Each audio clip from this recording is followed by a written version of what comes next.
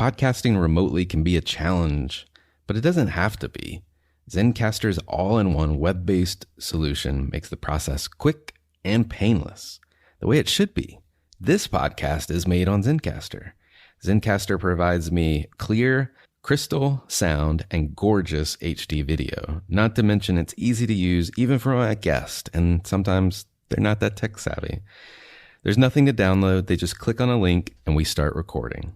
If you want the same easy experiences I do for all my podcasting and content needs, go to zencastr.com/pricing and enter the promo code marketing today, all lowercase, all one word. Again, that's zencastr.com/pricing and promo code marketing today.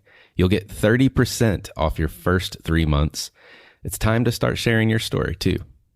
You know, I've been talking about earned media value for quite some time on this podcast. My friends at Eisenberg have just raised the bar on earned media benchmarks with their social index. Social Index now gives you globally earned media values across a growing list of 6 geographies for all your KPIs across the top 7 social platforms: Facebook, Instagram, LinkedIn, Snapchat, TikTok, Twitter, and YouTube. You can now visualize these values for deeper analysis, and they have a look-back window over 2 years of historical comparisons. Social Index is updated daily. Don't get stuck with old data. Over 1,000 companies have used the Social Index to understand the ROI of their social campaigns. And if you work with a social agency, you should demand they incorporate earned media values into your reports. Get your earned media value for social content. Visit earnedmediavalues.com/Alan. Again, that's earnedmediavalues.com/ALAN. For all of us, it's about predicting where the consumer is going and getting half of it right. One of the things we want to do is create ads that don't suck. Embracing change creates great possibility. I'm Alan Hart, and this is Marketing Today. Today on the show, I've got Michael Diamond. He's the Academic Director and Clinical Assistant Professor for Integrated Marketing Communications at the New York University School of Professional Studies. And on the show today, we talk about his unique background. He's been a CMO before at Time Warner Cable, before ultimately ending up back in academia. But before that, was in strategy consulting and strategy functions within corporate America. And before that, he spent and started his career in the theater world, which is an interesting twist. And we talk about a little bit on the show. The most important part of this conversation is that New York University School of Professional Studies is launching a new Executive Masters of Science degree program, and we spend quite a bit of time talking about that, what's driving the curriculum, his wonderful advisory board of the who's who of the industry, and much, much more. So I hope you enjoy this conversation with Michael Diamond. Well, Michael, welcome to the show. My pleasure.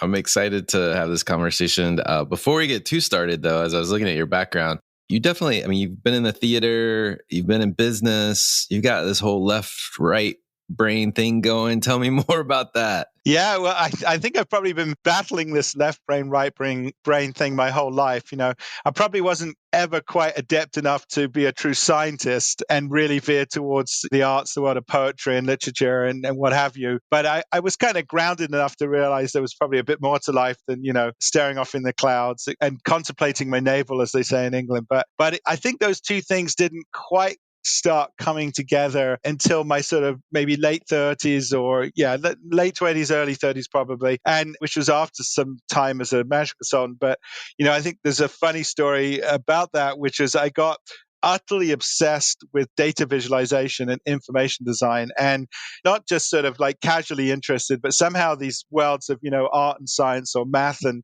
illustration kind of came together, and I started buying up basically every single book I could find on the subject. And I would claim at one point I had the largest private collection of books on the topic on the East Coast, and it got so bad that I actually had to rent a storage unit near my house just to keep this collection growing until my wife finally talked some sense into me. So that's this kind of geeky and arty side that sort of has come together on many occasions in my life. So Well, that's fascinating. Well, let's talk about your career journey, because it's different than a lot of people have had on here. Tell me, what were the major stops along the way, if you don't mind? Yeah, well, it felt to me for a long time my career was dominated by academia, which is of course ironic because I've come back to that world. But I think in my first, what would it be, 10 years of adulthood, I think I spent more time in university than not.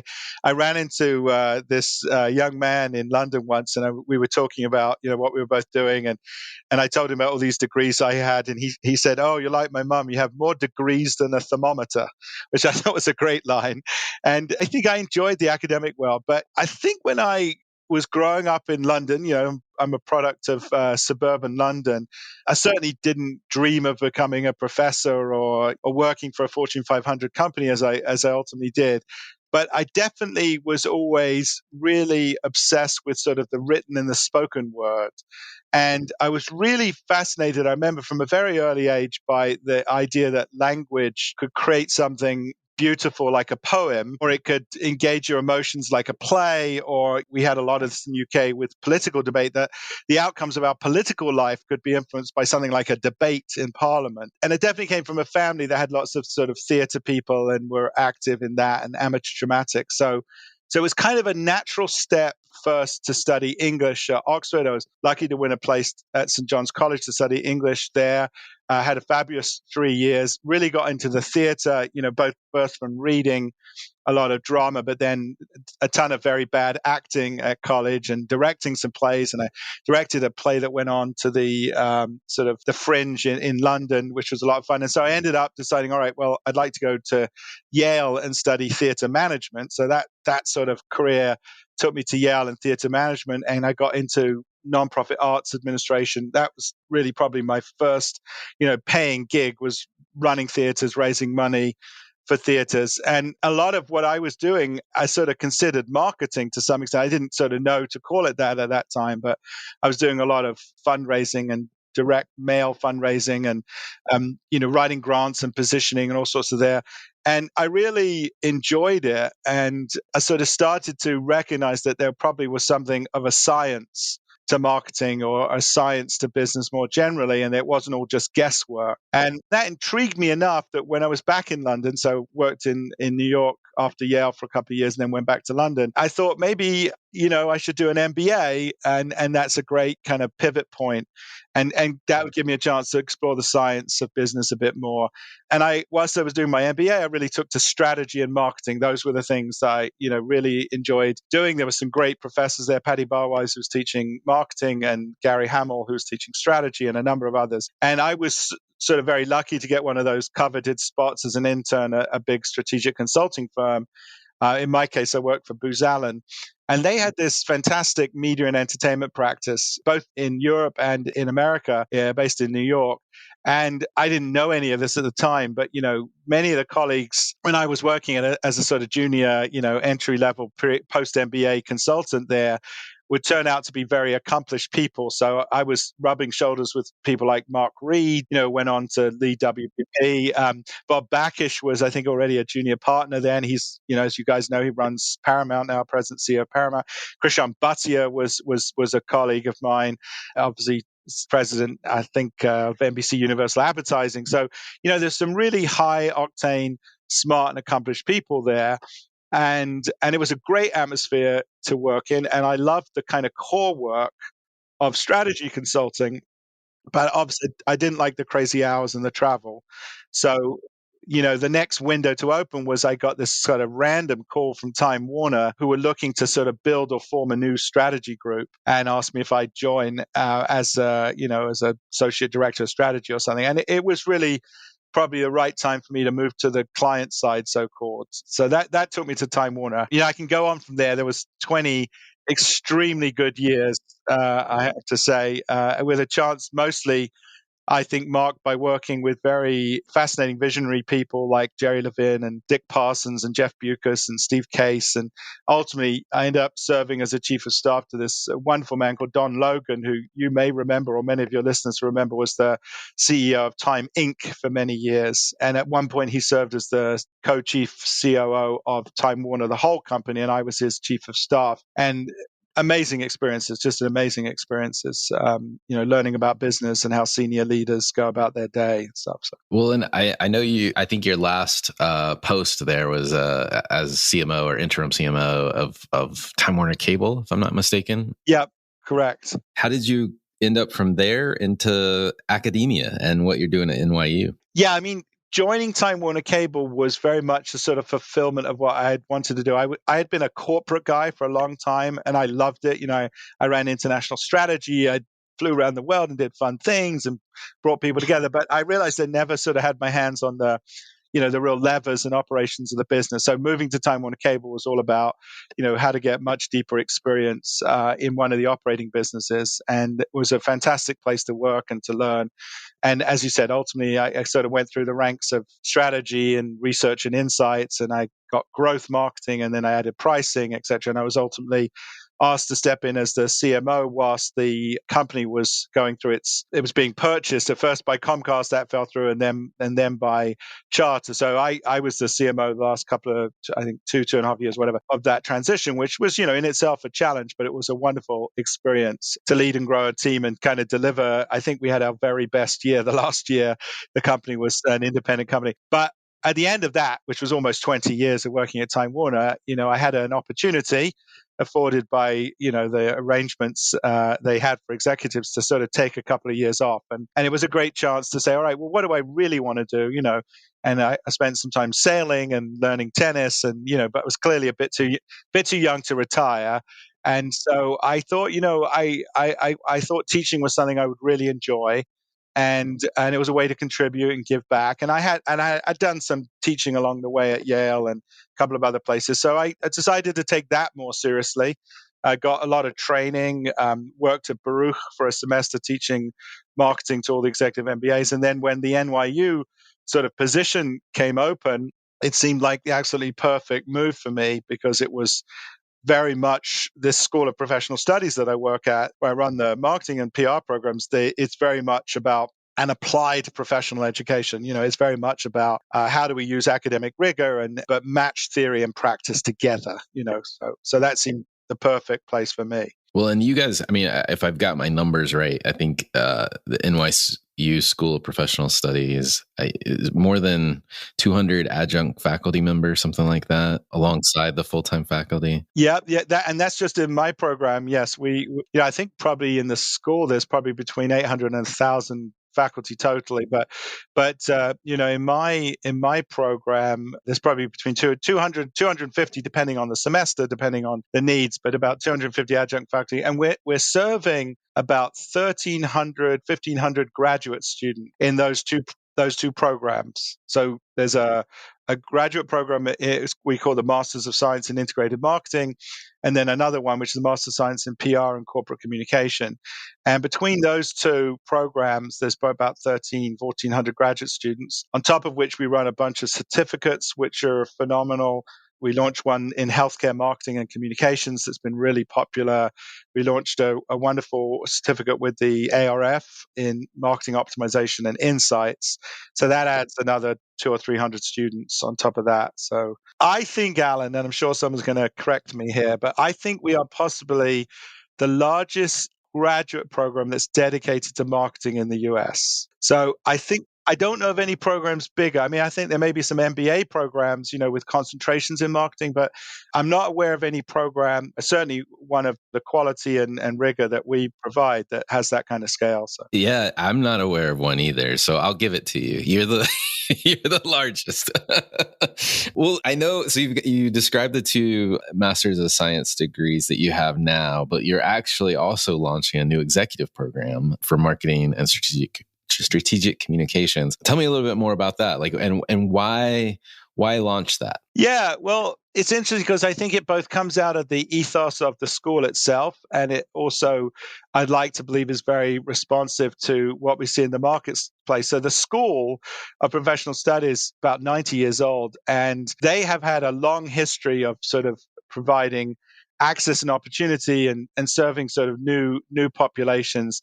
And recently, under our new dean, Angie Kamath, we've really dedicated ourselves to three things. One is a focus on the future of work. So what does the future of the workforce look like, the workplace, etc. Second is creating a sort of a lifetime community of learners. So really trying to understand what does that mean over a lifetime to be engaged with NYU SBS in learning. And third, to build these very immersive experiences for students. So very much the philosophy of the school is about these transformative learning experiences. And then as we looked at kind of typical marketing portfolio, sort of brand portfolio, when we looked at the courses we currently offered, our two main programs skew a little bit to younger emerging professionals. And we felt quite strongly that there was an opportunity to build something for folks who are a bit further into their career, maybe 8, 10, 12 years into their career, where they're facing a whole different set of challenges and opportunities. So coming out of that and a lot of very deep and healthy conversations with CMOs and CCOs, we've developed this new executive masters in marketing and strategic communications. Well, and I know work I did with the CMO club a couple of years back, but we surveyed CMOs, and one of the questions we asked was around their pipeline of talent, and how many of them had somebody that could step into their role if they got hit by the proverbial bus, right? And unheard of, like 60%, over 60% didn't have anyone that could actually step into that CMO role. And so kudos to you because there's definitely a need for education, for leadership training, all kinds of aspects of how to be a executive marketer. And there's not, to your point, I don't know of another executive oriented degree program for marketing. Yeah, and there's some wonderful, sort of more focused certificates in digital or things like that. But there's nothing that sort of would give you at an executive level a degree, and importantly, a degree that combines marketing and PR or strategic communications. And I think that's one of its unique attributes. Our sense is that there are probably 3 or 4 major forces that are reshaping the role of the CMO. And while the basic tenets and goals of marketing may not have changed very much, I think the job of the CMO or the CCO even has become significantly more complicated and at the same time probably more vital even to the future growth of business and frankly, I would like to believe society and culture a bit more broadly. And I think that in these situations, people need to step back and they need to sort of invest in their education and their training, and they need to upskill and they need to evaluate what new tools they need, what range of activities they're going to have to orchestrate, what publics and constituencies they're going to have to take into consideration. There's a lot of rethinking the role of marketing and PR today. And so we really felt it was a great opportunity for people who were already on a path to the C-suite.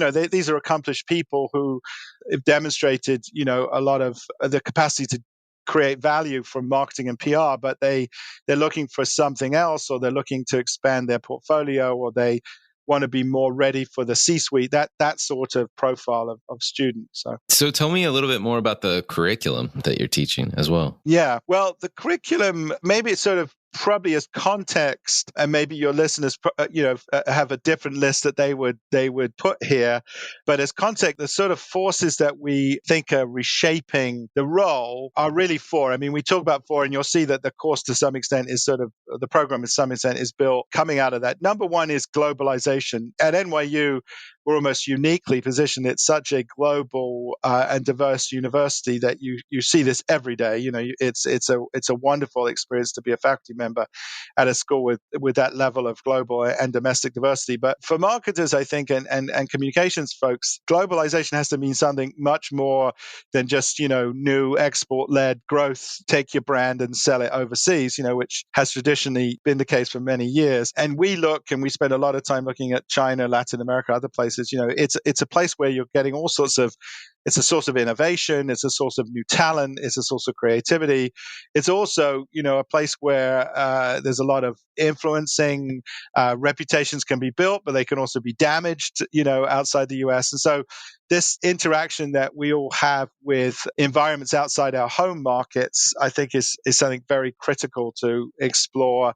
Mark Pritchard was on record about China, I think, earlier in the year or last year saying, if you want to see the future, look to China, which I thought was a fascinating comment and one I agree with. So that whole space around globalization and what that's done. The second, and everybody has their own formula of these words, but we're talking about digital and data. And I think once you see the power of what happens when you marry sort of algorithms with some of the more traditional arts of creativity and persuasion, when you see what that can do to redefine the efforts of marketers and communicators to personalize and target and, and at the same time, frankly, elevate the whole conversation. When you see that going on, many of us, I think, see that happening rapidly. They see this kind of like miasma of technology and word salads and regulation and all sorts of things, and then they really are pushing themselves to say, all right, how do I sort the wheat from the chaff here and figure out what's important? So that's a key pillar.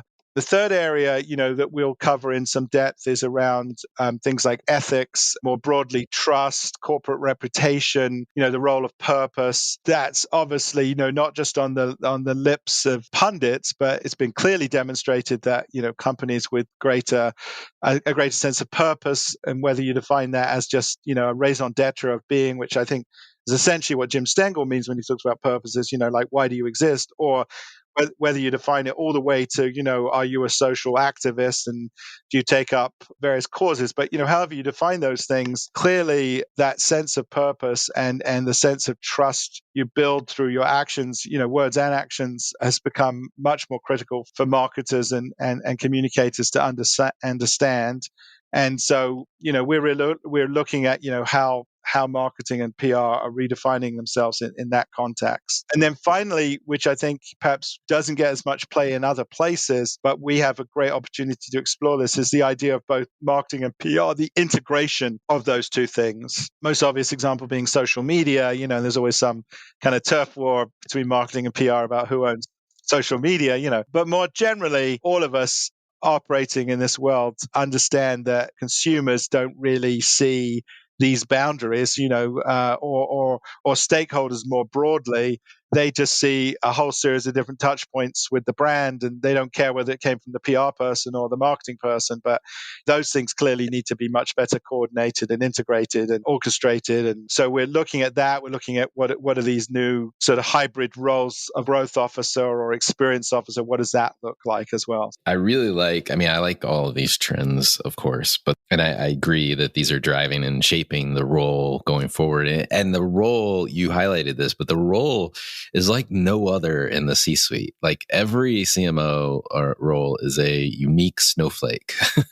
And I think that puts an added pressure on the person in that role to think more strategically than even their other C-suite peers. That's my assertion. Because, a balance sheet for the CFO has been a balance sheet for decades, right? And hasn't really changed, but the pathways to market, how consumers are consuming content, consuming goods, changes a lot. And marketers have to adjust and be flexible with that. But the last point around the integration of marketing and PR, I really like, because I've seen way too many organizations have those silos that you alluded to, and just simple things like activating a sponsorship that the marketing department paid for and put in place. And because of that wall, not getting truly earned media or the eyeballs that it deserves out in the marketplace, because they're just not working with their communications colleagues. Like that kind of stuff should not happen. I think there's also, I'm someone who's come to the equation from the marketing side, but, lead both programs in both areas and work with some very accomplished PR executives. But I think there's a lot that marketing can learn from PR as well. And I think there's clearly sort of perhaps a bit more anxiety on the PR side because the marketing folks have the bigger budgets and,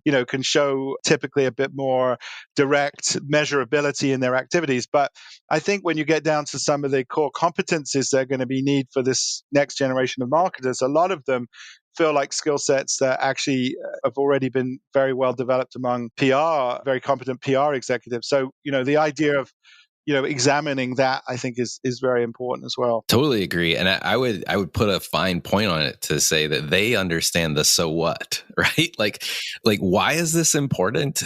Marketers, and I put myself in this camp, we can get enamored with our own marketing thinking. But if you're trying to create buzz, create people opportunities for your brand to get talked about by others. I totally agree. Communications people understand that mentality more than anyone. Well, and it may even go, beyond buzz. It really is. I think PR folks have this notion of publics and also, getting to real issues that matter. And that idea, I think, of getting down to sort of some more fundamental stories or, is something which, I mean, obviously marketers explore those things. Great brands are built on those things. But I do think there's a lot of wisdom in the way public relations has kind of curated those conversations without necessarily having anything to sell, so it was just a different approach. So I think there's a lot to learn. So. Well, and I just to add on, not to keep adding on, but like, marketers, we can buy our way, right? And I think a pathway to buying your own way is getting shorter and shorter, right? Meaning like it's that much harder to buy your way there. And I think the communications backgrounds, the training, the experiences that they come to the table with is pretty interesting, especially in this day and time where those opportunities to buy your way there are evaporating, essentially. Yeah. Well, I have to complete your sentence because the opposite of buying your way is to earn your way, so, and I think that's always, that distinction between earned and paid media has existed obviously for a long time. But, I think that's some of the lessons. I mean, one of the things I find so fascinating, we talked a decent amount of this. I'm definitely not the first to say it because I must have read it somewhere, but this idea of shifting from value to values, so this idea, that marketing was always rooted in this, classically in this idea of a value exchange.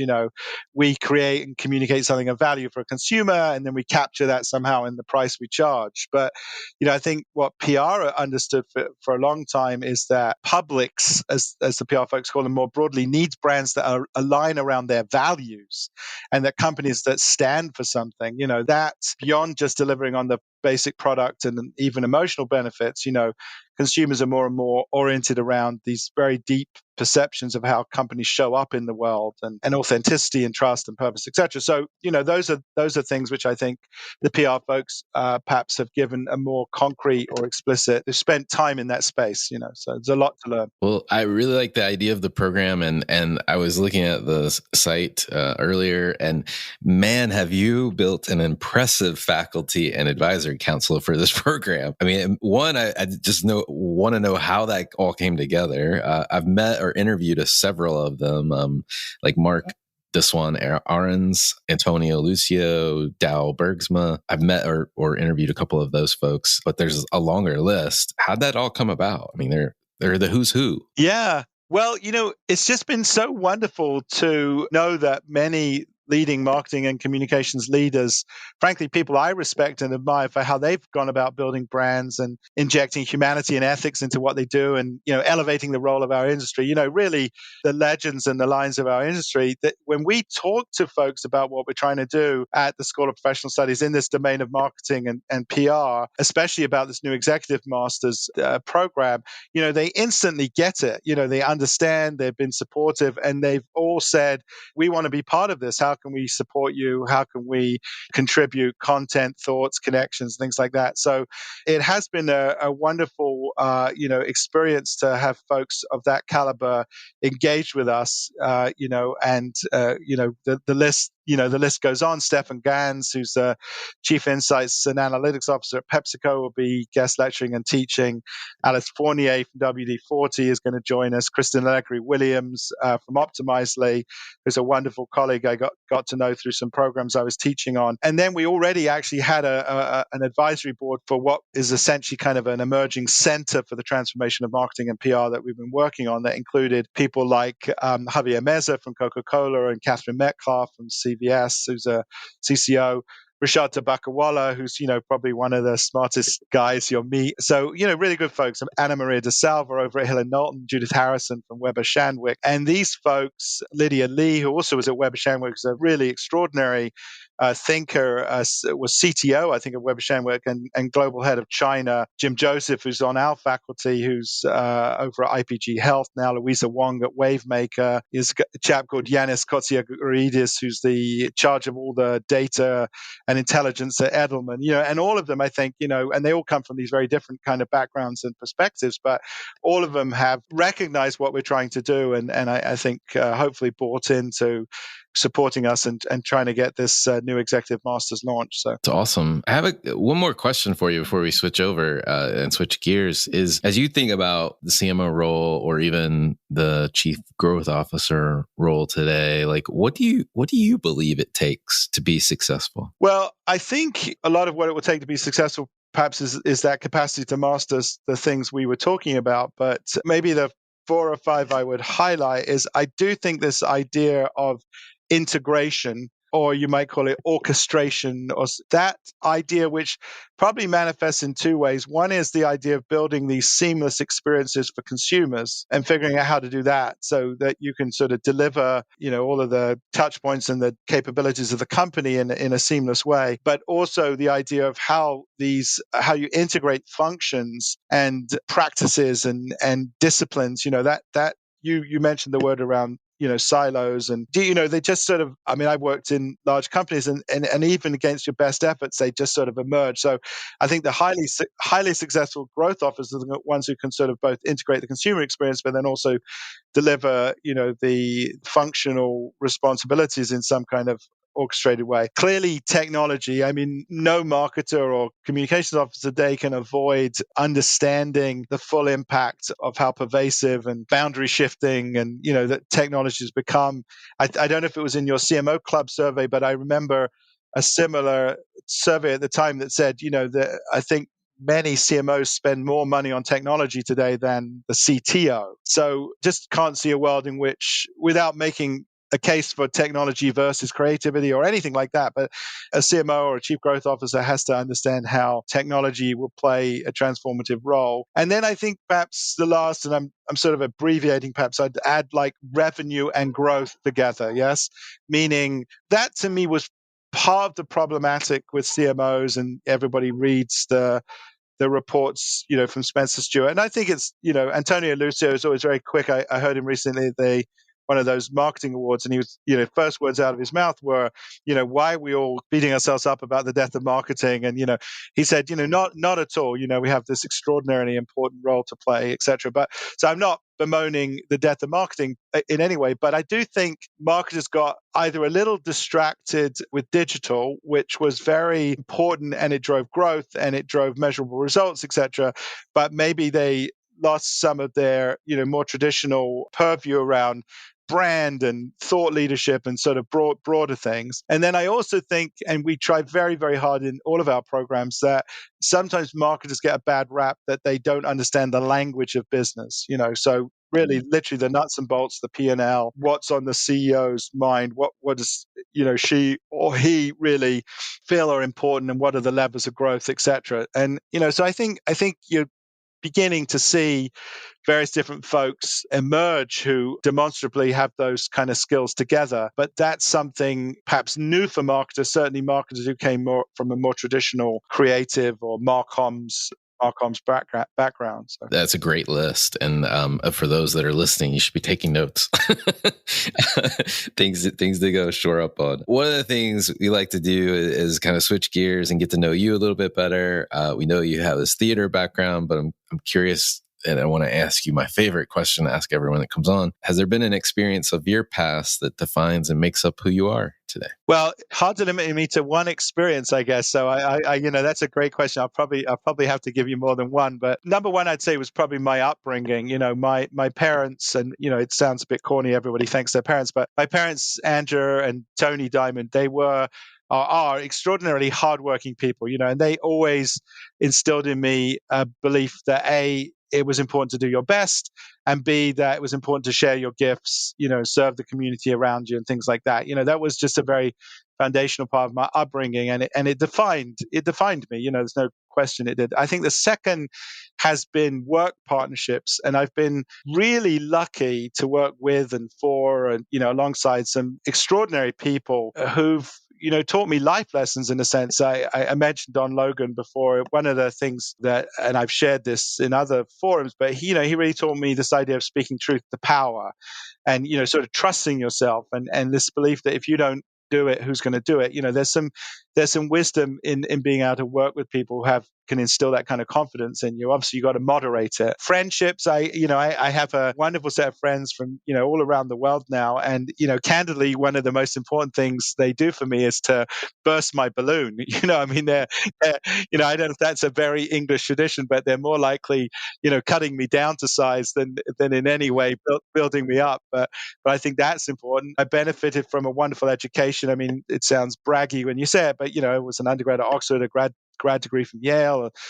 These are wonderful places if you're intellectually curious and you want to explore, and they're about rewarding excellence and things like that. So those are good, healthy experiences for me. I sort of came out of them unscathed, I think. And then I guess finally, I'd say my family and my community, because not to get too arty on you, but T.S. Eliot talks about the still point in a turning world. This idea that you find some place, and in his case it was a physical place, but for me too, the community where you live, the family that are close to you, that is a very centering and very important thing. And clearly, as you go through your career and shift between careers, you recognize how critical that is to mental health, to your success in life, and etc. So I totally agree. Well, if you were starting this journey all over again, what advice would you give your younger self? I think I would tell myself to be a bit more bold, a bit less afraid. I don't think I took many risks as a kid. I had this kind of serendipity that the things I wanted to do were all things that, adults approved of, and I wish at some level, I mean, I had a good sense of self, a pretty strong sense of self-confidence and, a healthy ego, hopefully, but I wasn't really mischievous and taking risks. And I wish I had, in a way. I think there would have been more aspects to explore. I ended up having good friends who did those things, and I would go along for the ride, but I wasn't really, a mischief maker myself. And I just wish I'd been a bit bolder or taken more risks earlier. So no, that's a good point. Well, this is a hard question to ask somebody like yourself who's in education, but what one topic do you believe marketers need to be learning more about now, or maybe you're trying to learn more about yourself? Well, actually, I'm pleased you added that addendum, because I think the one thing that all marketers should be learning more about, and this will sound self-serving, is about this, talent development. What does this new curriculum for marketers constitute? What should we be teaching ourselves, or what should we be ensuring our teams are equipped to manage? I do think that's a critical, anything in my life that has been about capability building seems to me the more powerful thing to concern yourself with than something very immediate, that sort of might be faddish or important today, but doesn't build a profound capability. So I would say that's, probably always true, but as true as at any time.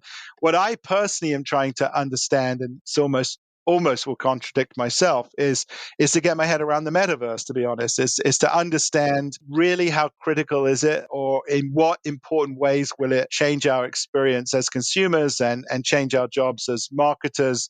What do we need to understand? How do we inform ourselves? How do we engage? In our case, how do we teach it? How do we research it? All the what kind of questions should we be asking? What impacts does it have on society? How do we avoid the problems we had with, sort of Web 2.0, et cetera? I think that's a critical question. And I was in a forum recently where a group of quite senior smart marketers were asked about the metaverse, and there was like dead silence. It was really fascinating, because I think we're all just trying to figure it out, and get our head around it. So we're actually at NYU SBS, our new dean started a thing called the Metaverse Collaborative. And I think it's going to be a very powerful forum, because the school, I didn't talk as much about this, but the school I teach at has programs in real estate and hospitality and sports management and PR and marketing and HR and finance, so it's this amazing place where you can actually bring a lot of different talented perspectives together, as well as a program, more classic program in humanities and literature and translation and things like that. So we can bring a lot of people together around this questions, and that's what we're embarking on in this new Metaverse Collaborative. So no, I agree. The metaverse it's evolving, and I'm trying to learn about it as well. Same questions, how critical is it? I think we've seen early applications in certain industries like fashion and the like, entertainment, but how does that ripple over to maybe less applicable industries? I've had somebody on not too long ago that was in banking, and they were the first or second, I guess, technically, second bank in the metaverse. So what does that mean? It's interesting. And to your point, like I hope we can figure out how not to replicate some of the things that we did that weren't so good in the first, Web 2.0 and Web 3, but we'll see how everything plays out. It's definitely something to keep your eye on if you're in marketing. Well, two more questions for you. One, on a personal side, are there brands or companies or causes that you follow or you think other people should be taking notice of? Yeah, maybe I should talk a bit about some of the causes. I'm very troubled by the level of, sort of mistrust and distrust of each other in our society, and how fractious those communications have become, and just that what seems like an inability to bring people together and have more sensible, reasoned dialogue. And so, I'm very interested in that. I was at a conference recently, a colleague of mine, Anna Tavis, ran on coaching and the technology impact of coaching is this, wonderfully burgeoning field. And I was speaking to one of the business leaders she brought, and I was asking him, could you take your kind of coaching skills, highly distributed and on some wonderful platform, and start to get groups of people together and coach them collectively. You know what I mean? Not to be better executives, but just to be better citizens. So I think there's some opportunity in the near to medium term to leverage technology, not in the way unfortunately it has been used, to basically enrage us and divide us, but seeing if there's ways to figure out how to bring people together. That's sort of, I mean, other than thinking about it, I'll be candid, I haven't done a lot about it. But I think the issue that we're working very actively on as well is this, how to build a more inclusive and diverse community at the school, and enfranchising more people in what we do, finding, scholarships, finding just connections to groups of talented marketers and data scientists and what have you, in places that we're not traditionally looking.